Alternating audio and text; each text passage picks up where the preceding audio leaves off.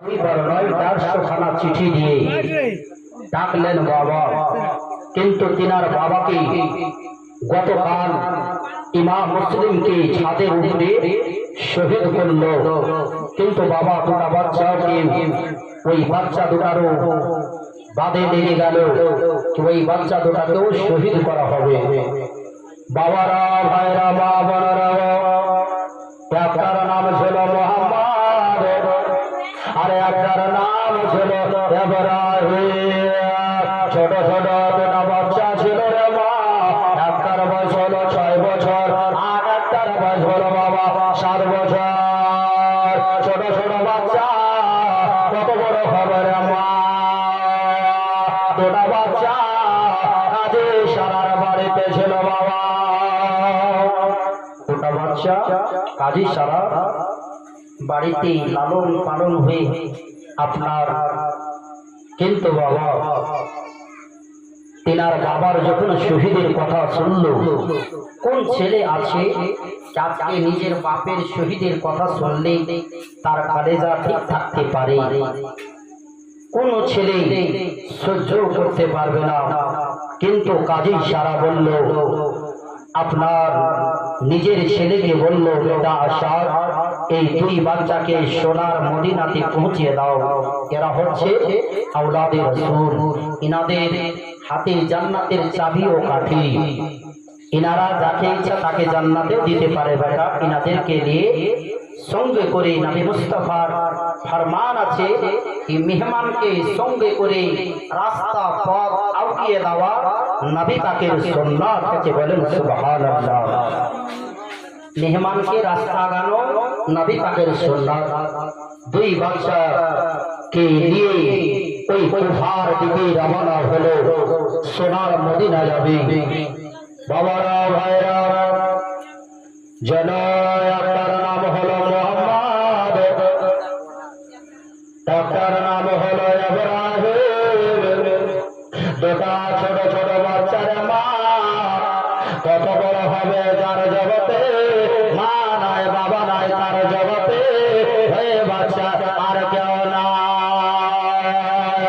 দুটা বাচ্চা বাবা গভীর রাত্রের বেলাতে কাজে সারা যেমনে বাবা, ওই তেনার ছেলে কাজে সারা, তেনার ছেলে আসার বাবা বাচ্চাটা দুটা গেলে আর রাস্তায় বেরিয়ে গেল, চলে যেতে লাগলো সোনার মদিনা।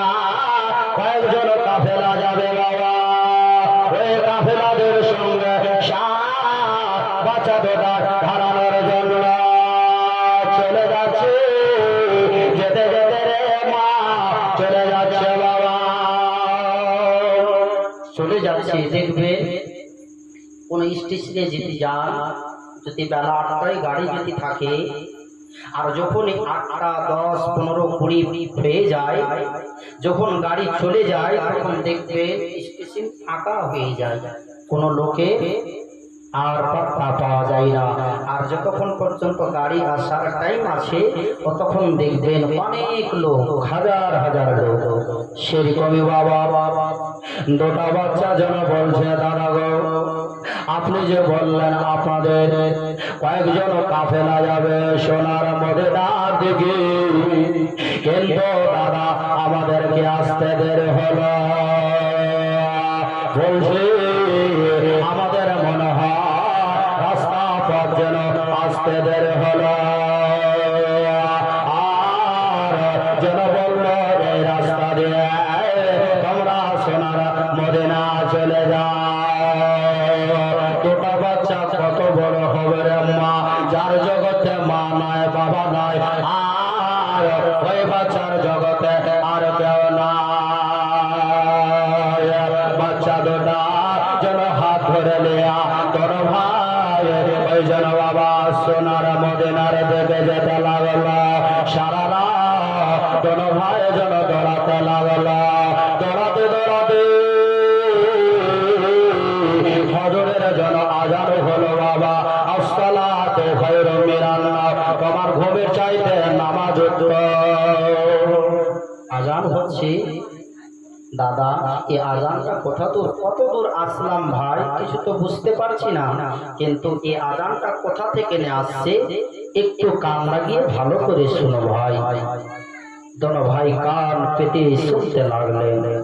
বাবারা ভাইরা মা বোনরা গো, কেতাবের মধ্যে লেগেছে খাকে কারবালাতে, শহীদে কারবালাতে কান লাগিয়ে দুই বাচ্চা যেন শুনতে লাগলো রে মা।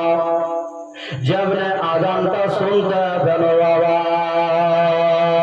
দোনো ভাই হাই হাই করে যেন চোখ দিয়ে পানি যেন গড়িয়ে আসতে লাগলো। বলছে দাদা গো, আমাদের কপালে আর দুঃখ ছেড়ে আর সুখ নাই। দাদা গো সারা রাত দৌড়ালাম দাদা, এটা হলো কুফা আর মসজিদের আজানের আওয়াজ। ও আমার ছোট ভাই, আমরা সারা রাত দৌড়ালাম ভাই, এখনো কি আমরা কুফা পার হতে পারিনি রে? বলছে দাদা গো এখনো কুফা যেন পার হতে পারেনি।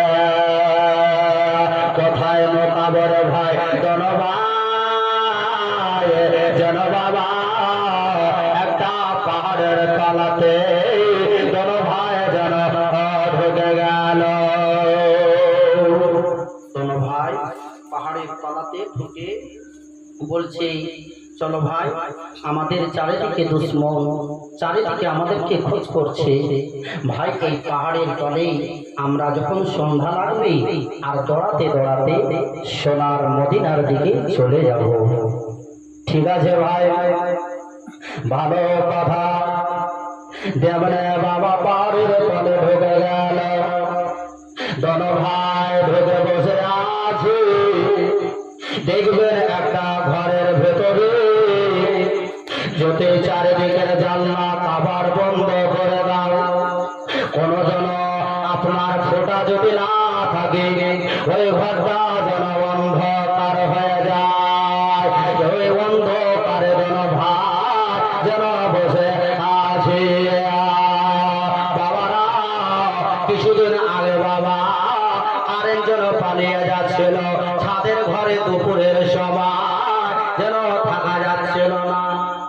কিছুদিন আগে এত সূর্যের তাপ ছিল বা ঘরে থাকা যাচ্ছিল না, এত আপনার যেন ফ্যানের বাতাসে যেন আগুনের ঝালাক নামতেছে। ওইরকম পাহাড়ের তলে তুই ভাই আরাম করতে, কিন্তু বলছে দাদা আমাকে এই পাহাড়ের তলে আর শুতে পারি না দাদা, এত তাপমাত্রা আর সহ্য করতে পারি না ভাই। দাদা একটু যদি পানিও পেতাম তাহলে কালেজা ঠান্ডা হয়ে যেত। আমাদের জগতে মা নাই, আমাদের বাবার সঙ্গে আসলাম আর আমরা কি সোনার মদিনা, আমার আব্বা আমাদেরকে ছেড়ে চলে গেল।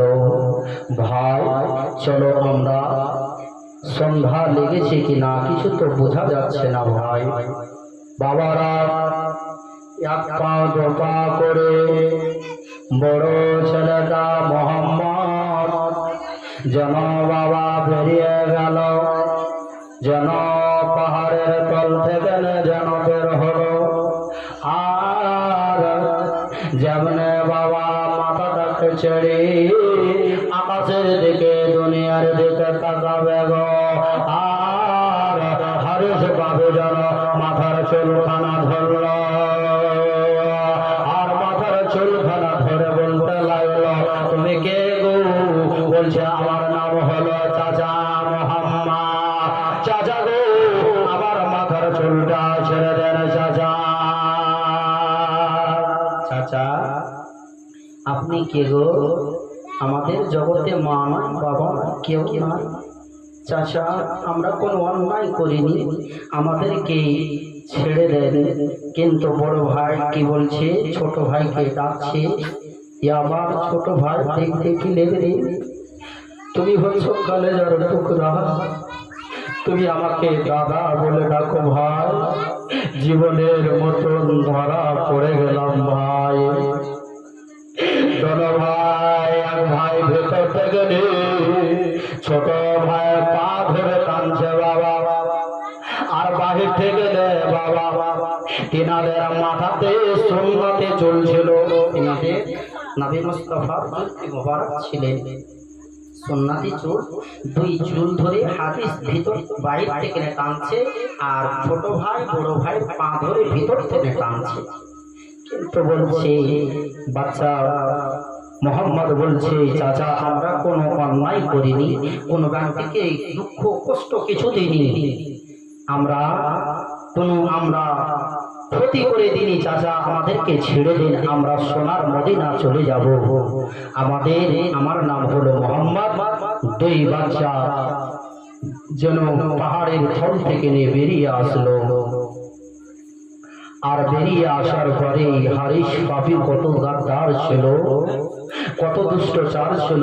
নবী মুস্তাফার খুন, নবী মুস্তাফার আওলাদ, যাদের হাতে জান্নাতের চাবি ও কাঠি, যিনাদের হাতে আপনার জান্নাতের আপনার মালিক ও মুখতার হয়ে দাঁড়াবে, তিনারা জান্নাতি ফুল, চাঁদের মতন, আয়নার মতন চেহারা। দুই বাচ্চা যেন, চাচা গো আমরা কোনো অন্যায় করে নে, চাচা গো কোনো ক্ষতি করে নে, চাচা গো আমাদের মাথার চুলটা ছেড়ে দেন, চাচা গো আমাদের মাথার চুলটা ছেড়ে দেন, চাচা গো আমাদের জগতে মা নাই গো, আমাদের জগতে বাবাও নাই গো, চাচা গো আমাদেরকে এরকম করে আর মারে না। ফুল বাবা বাচ্চা দুটার চেহারাতে এমন করে চর মারতে লাগলো রে মা, এমন করে চর মারতে লাগলো। বড় ছেলেটা বারবার করে জানাবার অজ্ঞান হয়ে যাচ্ছে।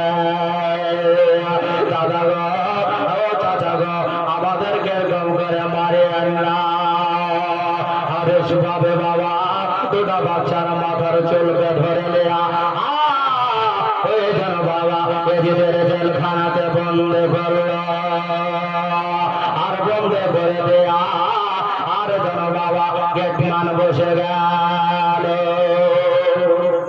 গেটম্যান বসে গেল, যিনার নাম হচ্ছে হযরতে মাসকুর। তিনি গেটম্যান হিসাবে আপনার চাবি নিয়ে আপনার বাহির থেকে তালা মেরে দুই বাচ্চার সকালে বিচার হবে। আর এই বলে আপনার গেটম্যান বসে আছে। রাত 12টার সময় দুই বাচ্চা জানলার ধারে বসে, ওই জেলখানাতে বাপকেও যার একদিন দেখা হয়েছিল, ইমাম মুসলিমকেও ওই জেলখানাতে বন্দি করে দিয়ে, আর যেন আপনার বাহির থেকে নিয়ে বসে আছে গেটম্যান হিসাবে মাসকুর। তিনিও কিন্তু নবী মুস্তাফার দিওয়ানা ছিল।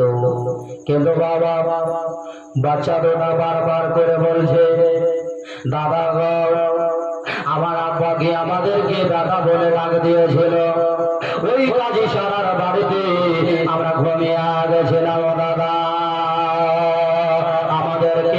আমরা কে নবী মুস্তাফা আর রওজা দেখতে পাবো না, আমরা কে নবী পাকের রওজা হাতে চুমা দিতে পাবো না।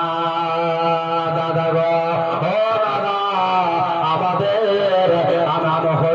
ইমাম হোসেন রাদিয়াল্লাহু তাআলা আনহুর সঙ্গে সাক্ষাৎ হবে না।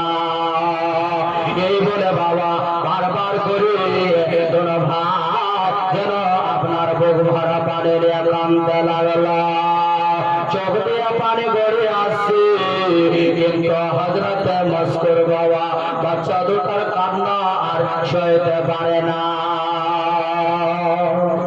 বাচ্চা দুটার কান্না সইতে পারে না, বলছি আপনার গেটের তালা খুললো। যেমনি গেটের তালা খুলেছে, বাচ্চা দুটা যেন জড়ো সড়ো হয়ে বলছেন, চাচা আমাদেরকে কতল করিয়েন না, আমাদেরকে ছেড়ে দেন, আমাদের জগতে মা নাই, আমাদের জগতে কেউ নাই, চাচা আমরা কোনো অন্যায় করিনি, আমাদেরকে ছেড়ে দেন। হযরতে মাসকুর বলে, বাপ তোমরা কান্না বন্ধ করো, তোমাদের আমি দুশ্মন নই রে। আজকে কি ব্যাপার গো? আল্লাহুম্মা সাল্লি আলা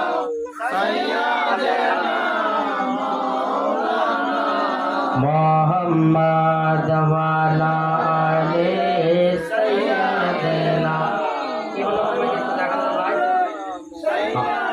ওয়া আলা আলি সাইয়্যিদিনা ওয়া আলা আলি সাইয়্যিদিনা মাওলানা মুহাম্মাদ ওয়া আলা আলি সাইয়্যিদিনা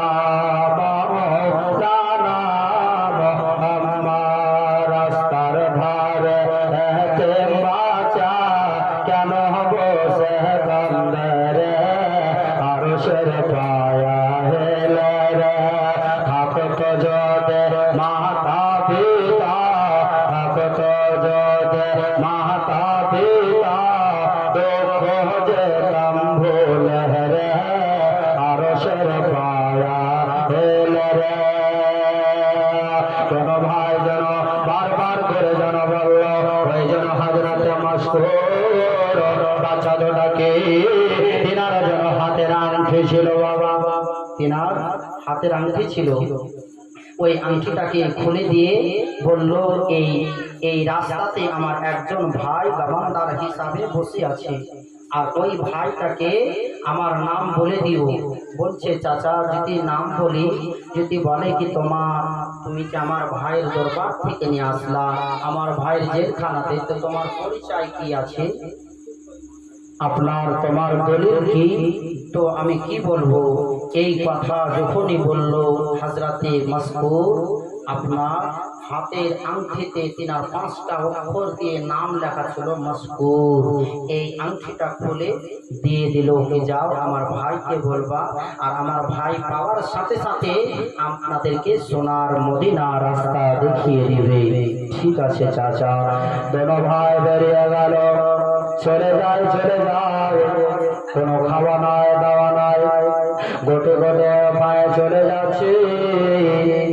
যেতে যেতে যেন আস্তে আস্তে যেন দুঃখ কষ্ট যেন নেমে আসলো রে মা। দুঃখ যেন আপনার ঘনিয়ে আসলো, বিপদ যেন ঘনিয়ে আসলো। দোনো ভাই চলে যাচ্ছে। এবার করে যেন বড় ভাইটা ছোট ভাইয়ের যেন পায়ে যেন একটা পাথরের ঠাস লাগলো, আর জবরে পাথরে যেন ঠাস লাগলো গো। মা বলে জবিনে যেন বসে গেল, আর জবিনে বসে গেল। দাদাকে বলছে, দাদা গো আর আমি চলতে পারে না।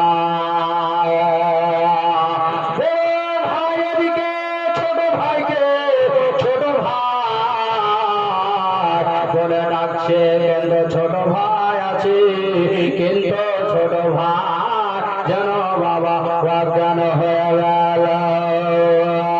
কেন রে তুমি কেন অজ্ঞান হলে রে ভাই? আমাদের জগতে মা নাই, বাবা নাই, আর জগতে কেউ নাই। কেন রে? কিন্তু হাত দিয়ে দেখছে বাবা, যেন দেখবেন রাস্তা পথ চলতে গিয়ে যদি বাবা নখের কোণিতে পায়ের কোণিতে ঠেস যদি লেগে যায়, আপনার দেখে লাগবে কালেজার ভেজা গলা বেরিয়ে আসছে। দেখছে তো আপনার বলছে, ভাই কিছু তো দেখতে পাই না, এত অন্ধকার, কিন্তু ভাই ফোন বেরিয়ে আসছে। ছোট ভাইকে নিয়ে একটা উঁচু জায়গাতে বসিয়ে দিল বাবা। আপনার বসানোর পরে আর ওই জায়গাতে উঁচু জায়গাতে বসিয়ে বলল, ভাই একটু যদি খেতে পেতাম, আর রাস্তা চলতে পারি না দাদা, একটু আমাকে খাওয়ার ব্যবস্থা করে দাও। কিন্তু বাবা বলল, ভাই আমাদেরকে কে দিবে রে? মা যদি থাকতো আমাদেরকে সুন্দর খাবার দিত, সুন্দর যত্ন আদর করত, কত আমাদেরকে বুকে শীর্ণ করত। ভাই আমাদের কেউ নাই। ভাই তুমি বলছো বটে, কিন্তু এই গ্রামে গিয়ে যাচ্ছি, আর যাব, আর যাবার পরে আপনার যদি কোনো ব্যক্তির যদি দয়া মায়া যদি হয়, ভাই তোমার জন্য খাবার নিয়ে আসছি, তুমি এই জায়গাতে বসো।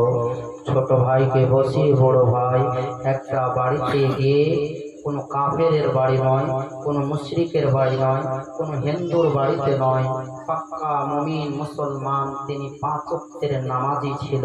এমনই নামাজি যে তিনার জীবনে তাহাজ্জুদের নামাজও কাজা ছিল না বাবা।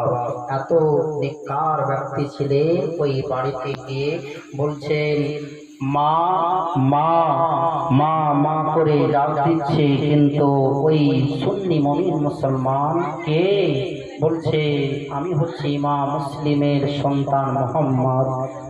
বেরিয়ে আসলো। বেরিয়ে আসার পরে মুসলমান কি বলছে, বাবা আল্লাহ কাকে কি দিয়ে পরীক্ষা করে কেউ জানতে পারবে না। আমি এতটি লেখাপড়া করেছি বাবা, আমাকে যে আল্লাহ কি দিয়ে পরীক্ষা করবে আমি নিজেও জানি না। আমার বাপকে কি দিয়ে পরীক্ষা করবে আল্লাহ, আমার বাপও জানে না। আল্লাহ কাকে কার দ্বারাই পরীক্ষা নেয় আল্লাহ কেউ বলতে পারে না। দোনো ভাই যেন আপনার মোহাম্মদ বলছে, আব্বা আমাকে একটু খাবারে, আমাকে তোহফা বলে একটু, আমার ছোট ভাই আমাকে দাদা বলে ডাকে, একটু খাবার আমার ছোট ভাইকে দিবেন। এই কথাটা বলল। বাবারা মুসলমান কি বলছে, বাবা এমন কথা বলল, এমন জঘন্য কথা বলল, যেমন জঘন্য কথাটা বাবা বলতে লাগলো, তোমার মুখের কথাতে আমি মানব না। তুমি আজকে ভিক্ষা করার জন্য আজকে তুমি পেশা বেঁধে নিয়েছো। তুমি ইমাম মুসলিমের ছেলে নয়, তুমি তোমার যদি ইমাম মুসলিমের ছেলে হও, তোমার মুখের কথাতে মানব না। তোমার কপালে যেন কালেমায়ে তাইয়্যিবা লেখা চাই, কালেমায়ে তাইয়্যিবা লেখা চাই, তুমি আওলাদে রাসূল। এই কথা বলে জোর করে আপনার বাড়ি থেকে ধাক্কা দিয়ে বের করে দিল। মোহাম্মদ মা বলে পড়ে ইনার কপাল মোবারক ফেটে রক্তর খুন বেরিয়ে আসলো। মা বলে মাথাটাকে চেপে ধরে নিয়ে আপনার রাস্তার দিকে আসছে। ছোট ভাই বলছে, দাদা আর জীবনে খেতে চাইব না দাদা। দাদা আপনাকে কে হয়েছে দাদা? দাদা গো একবার আপনাকে কে মারলো দাদা? দাদা গো কে আপনাকে মারলো? বাবা ঝাঁকা মারলো রে মা। ছোট ভাই বড় ভাইয়ের খুন দেখে কাঁদতে লাগলো। কিন্তু বাবা তার জন্য বলে, বড় ভাইকে বাপ যদি দুনিয়া ছেড়ে চলে যায়, আপনার বাপের সমতুল্য বড় ভাইকে দেওয়া হয়। মা দুনিয়া থেকে চলে যায়, বড় বোনকে মার জন্য সমতুল্য দেওয়া হয়। বড় ভাবিকে মায়ের সমতুল্য দেওয়া হয়। এরকম কিন্তু বাবা বড় ভাই যেন আপনার বলল, দাদা গো আমাকে ধাক্কা মারতে পারে, ওই গ্রামে যাব, আপনার কেউকে যদি দয়া হয় মায়া হয় আমাকে একটু খাবার দিবে। আমরা যেন ফেতরা বলে চাইব না, সাদকা বলে চাইব না, আমরা যেন একটু তোহফা বলে চাই। তোহফা বলে যদি তাই, তাহলে তুমি একটু বসো, উঁচু জায়গাতে বসিয়ে। একটা তিনি জীবনে নবী মুস্তাফার কালমা পড়েননি, তিনি মুশরিক ছিলেন, তিনি কাফের ছিলেন। ওই কাফেরের বাড়িতে গিয়ে আপনার মোহাম্মদ ডাক দিচ্ছে, মা দরজাতে কেউ আছেন বাড়ির ভিতরে? বাড়ির ভিতর থেকে আওয়াজ আসছে, বলছে কে? বলছে ইমাম মুসলিমের সন্তান, আমি হলো নবী মুস্তাফার আওলাদ। বলতে লাগলেন, ছোট্ট করে মেয়েটা তিনার স্বামীকে ডাক দিচ্ছে, বলছে ওগো আমার স্বামী শোনো গো, তাড়াতাড়ি করে আপনার বাড়ির ভিতর থেকে বেরিয়ে আসো। যখনই বেরিয়ে আসলো, বাচ্চা দুটার কথা শুনলো, তিনার বিবিকে বলছে, তিনার বিবি বলছেন স্বামী গো, এই বাচ্চা দুটার যদি সেবা যত্ন করি আল্লাহ আমাদের গর্ভে সন্তান দিবে। এই বাচ্চাটার ওসিলাতে আমাদের সন্তান তো নাই, কিন্তু বাবা যেমনি এই বাচ্চাটাকে একটাকে নিল আপনার তিনার বিবি আর একটাকে নিল তিনার স্বামী, দুই বাচ্চাকে নিয়ে আপনার ওই আপনার যেন আপনার বাড়ির ভিতরে গেলে, আর বাড়ির ভিতরে গিয়ে আপনার যেন দুই বাচ্চাকে নিয়ে আরাম করতে লাগলো।